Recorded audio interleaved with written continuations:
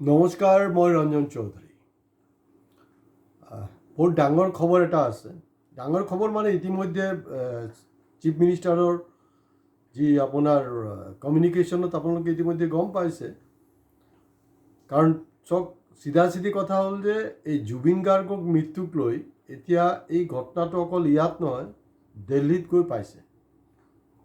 দিল্লীত পাইছে আৰু এইটোতো টোটাল ভেলকিবাজি হয়।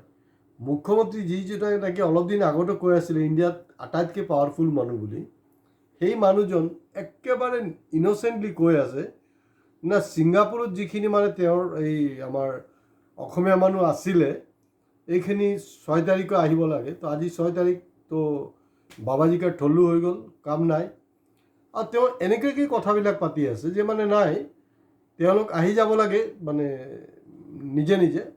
আৰু যদি নহয় তেতিয়াহ'লে আমাৰতো ক্ষমতা নাই, আমিতো কৰিব নোৱাৰিম। কেলৈ ক্ষমতা নাই? আমিতো বিশ্বগুৰু হয়। 19 ছেপ্টেম্বৰৰ পৰা আপোনালোকৰ যি ক্ষমতাখিনি আছিলে সেই ক্ষমতাখিনি আপোনালোকে ব্যৱহাৰ কৰাই নাই। কেনেকৈ আপোনালোকে নিজৰ গাটো বচাব সেইটো কাৰণে একদম পূৰা 24/7 এটাই ছাবজেক্ট আছিলে, বেলেগ একো নাই। তাৰপিছত কি কৈছে যে ছিংগাপুৰত থকা বাকী যে আমাৰ অসমীয়া মানুহখিনি আছে তেওঁলোকে আমাক সহযোগ কৰক, এই কেইজনক ইয়াত অসমলৈ পঠিয়াবলৈ। আৰে বাবা, ধেমালিৰ এটা সীমা আছে তো, কি ধেমালি কৰি আছে? তো এতিয়া চিটুৱেশ্যনটো এনেকুৱা, তেওঁৰ গদি যায় অৱস্থা আৰু। কাৰণ দিল্লীও কিন্তু মাথা বেয়া হৈ আছে। মই ইয়াৰ আগতো কৈছোঁ BTC ইলেকশ্যন ৰিজাল্ট, আৰু BTC ইলেকশ্যন ৰিজাল্টত এনেকুৱা অৱস্থা, খুদা নাখাস্তা বিজেপি জিকা হ'লেতো যোনটো শপত গ্ৰহণ অনুষ্ঠানতো আপোনাৰ প্ৰাইম মিনিষ্টাৰ গুচি আহিলে হয়। কি কৰিব তেওঁ? লাষ্ট চাবন নাই, শেহতীয়াকৈ তেখেতক শুভেচ্ছা দিছে। তো গতিকে অকল হেৰি নহয়, অকল গৌৰৱ মানে আমাৰ কি বুলি কয় অসমৰ বাকী ৰাজনীতিবিদবিলাক নহয়, হিমন্তকো হিলালে পূৰা দিল্লী হিলিলে। কিন্তু ইণ্টাৰেষ্টিং হ'ল মোদী আৰু হিমন্তৰ এটা চিমিলাৰিটি আছে। তেওঁলোকৰ ক'ৰবাত না ক'ৰবাত এটা চিমিলাৰিটি আছে। তেওঁ যে এতিয়া একো নোৱাৰিব নহয়, এই সমস্যাৰ পৰা উদ্ধাৰৰ কাৰণে তেওঁলোকে সদায় মানে গাৰ্লফ্ৰেণ্ডৰ কথাটো আনে। অলপ মনত পেলাওকচোন বাৰু, শশী থাৰুৰ সম্পৰ্কে কি কৈছিলে? 50 crore কা গাৰ্লফ্ৰেণ্ড, মনত আছেনে? সেইটো মোদী কৈছিলে। এতিয়া গাৰ্লফ্ৰেণ্ডৰ কথা কিন্তু আপোনাৰ তেওঁৰ মন্ত্ৰলৈ হিমন্তই ষ্টাৰ্ট কৰি দিছে। কথাটো কি? যেহেতু ৰিণিকী ভূঞাৰ নামো ইয়াত হাঙুৰ খাইছে, কোনোবা ৰিণিকী ভূঞাৰ এগেইনষ্টত FIR কৰিছে, ইয়াতো ভাৰতবৰ্ষততো হোৱাই নাই এনেকুৱা ঘটনা, গোটেই বিশ্বত হোৱা নাই।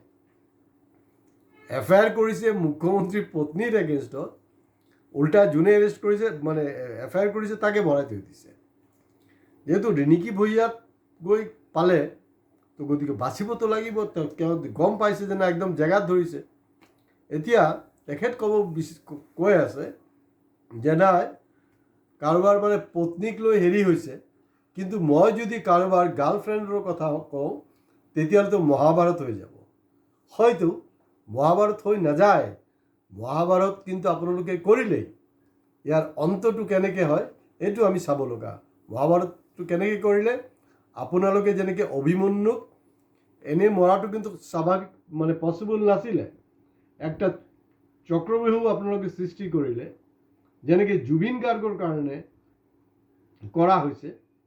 আৰু চক্ৰব্যূহৰ চক্ৰত যে পৰি আছে জুবিন, যি মুহূৰ্তত সি বুজি পাইছে, অনুভৱ কৰিছে, তেতিয়া তাৰ হাতত আৰু সময় নাই। তো অভিমন্যুৰ যে কথাটো এই মহাভাৰতৰ লগত সেইটো আছে। তাক এটা কনস্পিৰেচি, অভিমন্যুক যেনেকৈ এটা চক্ৰব্যূহত ফচাই মাৰিছিলে, কনস্পিৰেচিত মাৰিছিলে, জুবিন গাৰ্গৰো ছেইম। আৰু মই আজি আগতীয়াকৈ আপোনালোকক কৈ দিছোঁ, হয়, জুবিন গাৰ্গৰ কিন্তু গাৰ্লফ্ৰেণ্ডো আছে। মানে বহু মানে এনেই মহিলা আছে তেওঁক ভাল পায়, কিন্তু খুব ক্ল'জ গাৰ্লফ্ৰেণ্ডো আছে তেওঁ। মই সেইটোও কৈ দিছোঁ আপোনালোকক। এইটো বাজিব, কালিৰ পৰা বাজিব দেই, আমি আগতীয়াকৈ কৈ আছোঁ।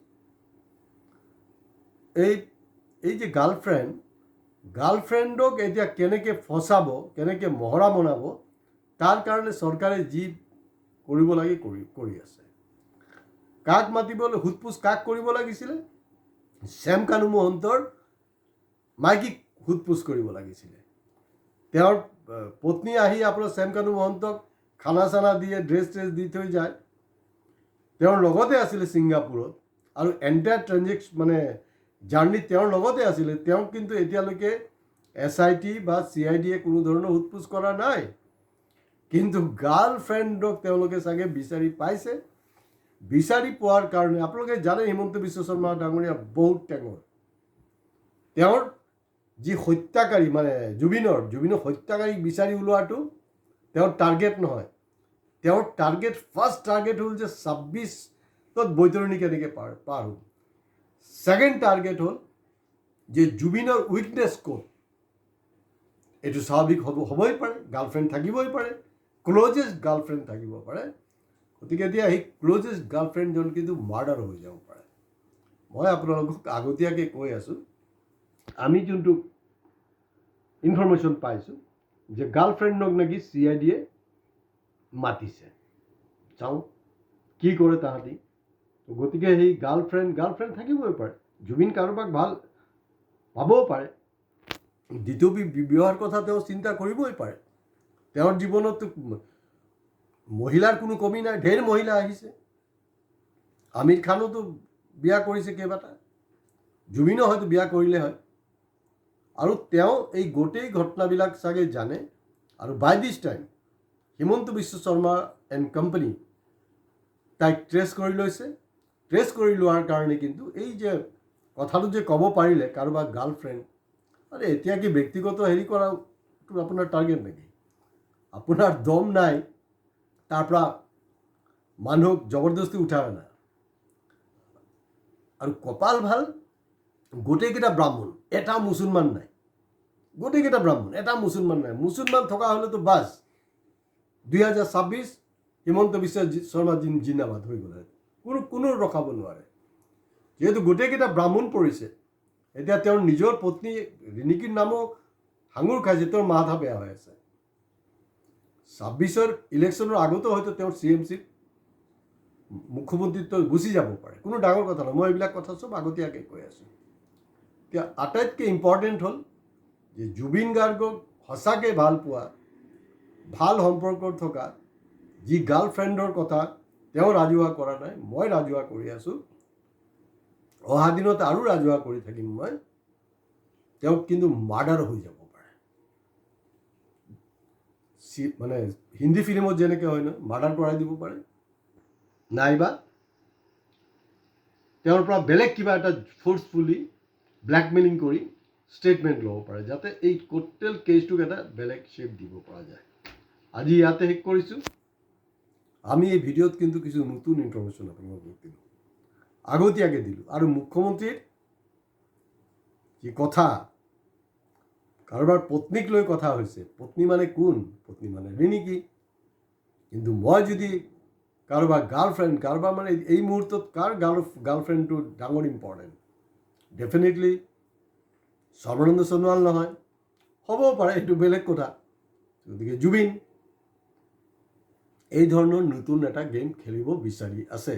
তো গতিকে সঁচাকৈ যিবিলাক জুবিনৰ অনুৰাগী, আপোনালোক এই ভিডিঅ' সেইদিনাখনতো বোলে গোটেই মানে গুৱাহাটীতে ওলাই গ'ল আপোনালোকে 10 লাখ, অসমৰ চুকেখিনি মিলাই কমচে কম 15-20 লাখ, তাৰে এটা ভালেই সংখ্যক কেইবা লাখ আপোনালোকে এটলিষ্ট ভিডিঅ'টো শ্বেয়াৰ কৰক আৰু ছাবস্ক্ৰাইব কৰিবলৈ প্লিজ নাপাহৰিব। নমস্কাৰ।